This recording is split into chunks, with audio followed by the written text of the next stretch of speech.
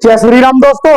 मैं अतुल उपाध्याय आपके साथ फिर से एक बार। आज मैं आपको जो घटना बताने जा रहा हूं वो सुनकर लगेगा कि इस घटना ने अपने भारत देश को शर्मसार कर दिया है, देश को हिलाकर रख दिया है। आज की घटना जो मैं आपको बताने जा रहा हूं वो घटना है झारखंड प्रदेश का एक जिला है दुमका। वहां का जो थाना लगता है हंसडीहा, मैं आपको बताने जा रहा हूं। वो 1 मार्च 2024 की रात लगभग 1 बजे कुरमाहटी के पास वहां एक अंग्रेज रोड किनारे खड़े हुए थे। तो इसी बीच वहां से पेट्रोलिंग की एक गाड़ी निकल रही थी। तभी उन पुलिस कर्मियों की नजर उन दोनों पर पड़ती है। उन्होंने देखा तो वो दोनों रो रहे थे और कुछ बताने की कोशिश कर रहे थे, लेकिन जो पुलिस वाले हैं वो समझ नहीं पा रहे थे क्योंकि वो स्पेनिश भाषा में बोल रहे थे। फिर वो इशारा करके समझाते हैं कि अपने हाथ और पैर की ओर, जहां उन्हें चोट के निशान पहले से लगे हुए थे। पुलिसकर्मी उन दोनों को अस्पताल लेकर जाते हैं और अपने उच्च अधिकारियों को इसके बारे में अवगत कराते हैं। एक विदेशी महिला और पुरुष को रोड के किनारे मिले हैं जो काफी परेशानी में है। शायद उनके साथ कुछ गलत हुआ है।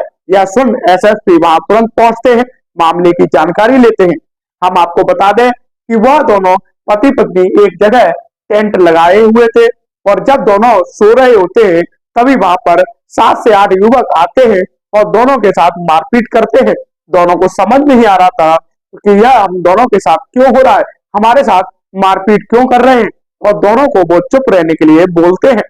और फिर उस लड़की के साथ युवक बारी बारी से रेप करते हैं। हम आपको बता दें इस दौरान महिला को रोई, गिड़गिड़ाई और अपने आप को छोड़ने की गुहार लगाती रही, लेकिन उन दरिंदों का दिल नहीं पसीजा और वो रेप के बाद वहां से भाग गए।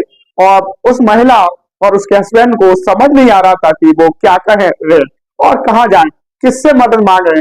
वो दोनों काफी डरे हुए थे, सोच रहे थे कि वो फिर से कहीं वापस ना आ जाए, इसलिए वे वहां से निकल कर एक रोड के किनारे खड़े हो जाते हैं। फिर वहां से पेट्रोल की गाड़ी गुजरती है, उन्हें हॉस्पिटल ले जाती है, उन्हें देखती है, पूछताछ करती है कि आखिरकार तुम्हारे साथ हुआ क्या है। उन पुलिसकर्मियों को बताते हैं कि हमारे साथ करीब 7 से 8 युवक आते हैं, मारपीट करते हैं मेरे हस्बैंड को, यानी कि उसका हस्बैंड था, उसे जो टेंट के अंदर दोनों सो रहे थे तो उसके साथ मारपीट करते हैं, महिला के साथ भी मारपीट करते हैं, मुक्के बरसाते हैं उसके चेहरे पर, उसकी बॉडी पर, और उसके हस्बैंड को बांध देते हैं और महिला को किसी सुनसान इलाके में ले जाते हैं जो वहां पर जंगल था, उसकी ओर ले जाते हैं।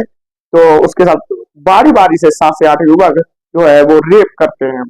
और रेप करने के बाद जो उनके पास सामान था, जैसे कुछ पैसे थे, बांग्लादेश की मुद्रा थी, उसे ले जाते हैं। पर्स था, एक घड़ी थी, वॉलेट था और कान का हेडफोन था, ऐसे काफी सामान था उनका, वो ले जाते हैं, यानी लूट लेते हैं। इसके बारे में जब अधिकारियों को पता चलता है वो तुरंत आते हैं। अंग्रेज थे, पति पत्नी थे, उनके साथ जो पूरी संभव मदद की जाती है और इसके लिए एक जांच दल गठित किया जाता है और अन्य आरोपियों को पकड़ने के लिए दबिश दी जा रही होती है। हम इस संबंध में फॉरेंसिक दल और सीआईडी की मदद भी ली जा रही है। इसी बीच एक अन्य अधिकारी ने अपना नाम सार्वजनिक नहीं करने की शर्त पर कहा कि घटना में 7 से 8 स्थानीय युवक शामिल थे। अधिकारी ने कहा कि अपराधियों को पकड़ने के लिए बड़े पैमाने पर तलाशी अभियान चलाया जा रहा है। झारखंड भाजपा के अध्यक्ष और पूर्व मुख्यमंत्री बाबूलाल मरांडी ने पुलिस पर ढिलाई का आरोप लगाते हुए कड़ी कार्रवाई की मांग की है। उन्होंने कहा, जब विदेशियों के साथ ऐसी घटनाएं होंगी तो कौन हमारे देश झारखंड आना चाहेगा। यहाँ कानून व्यवस्था ध्वस्त हो गई है। यह मुद्दा शनिवार को झारखंड विधानसभा में बजट सत्र में के समापन दिवस के दौरान उठाया गया। भाजपा के विधायक अमित मंडल ने विधानसभा में यह मामला उठाते हुए दुमका के एसएसपी को तत्काल निलंबित करने का और जांच समिति गठित करने की मांग की। उन्होंने आरोप लगाया, इस घटना ने न केवल झारखंड बल्कि पूरे भारत देश को शर्मिंदा किया है। दोषियों को राजनीतिक संरक्षण दिया जा रहा है। घटना की निंदा करते हुए राज्य के मंत्री मिथिलेश ठाकुर ने कहा, यह दुर्भाग्यपूर्ण है, अपराध में शामिल लोगों को बख्शा नहीं जाएगा और उनके खिलाफ कड़ी से कड़ी कार्रवाई की जाएगी। कांग्रेस विधायक अम्बा प्रसाद ने विधानसभा के बाहर मीडिया के लोगों से कहा कि यह बहुत दुखद स्थिति है और सभी के लिए शर्मिंदगी की बात है। हमारी सरकार उन लोगों को नहीं छोड़ेगी और उनके खिलाफ सख्त से सख्त कार्रवाई की जाएगी। हम आपको बता दें कि यह जो महिला थी वो ब्राजील की रहने वाली थी, जिसका नाम फर्नांडा होता है, जिसकी उम्र लगभग 28 वर्ष होती है और उसके पति की उम्र लगभग 62 से 63 साल की होती है। उसका पति स्पेन के ही एक शहर होता है ग्रेनेडा, वहां का रहने वाला होता है। दोनों फैसला लेते हैं कि हम पूरी दुनिया घूमते हैं। जब यह घूमने के लिए कुछ साल पहले निकलते हैं तो यह ईरान, तुर्की, जॉर्जिया, अफगानिस्तान और भारत जैसे 65 देशों की यात्रा कर चुके होते हैं। यह भारत से सीधे 23 जुलाई 2023 को भारत देश में प्रवेश करते हैं और लद्दाख से एंट्री करने के बाद पूरे भारत में घूमते हैं और यहाँ से सीधे ऑस्ट्रेलिया के लिए यह दोनों कुछ दिनों में ही निकलने वाले थे। यह दोनों अब तक 1 लाख से ज्यादा किलोमीटर का सफर कर चुके हैं, विदेशों की यात्रा कर चुके हैं। जब इसके बारे में इस जोड़े ने इंस्टाग्राम और ट्विटर पर बताया तब पूरे देश को पता चला कि इन दरिंदों ने इनके साथ कितना गलत किया है। इसको देखकर लोगों के मन में एक ही सवाल आता है कि हमारे देश में अतिथि को भगवान के रूप में देखा जाता है। इस भारत देश में अतिथि देवो भव कहा जाता है।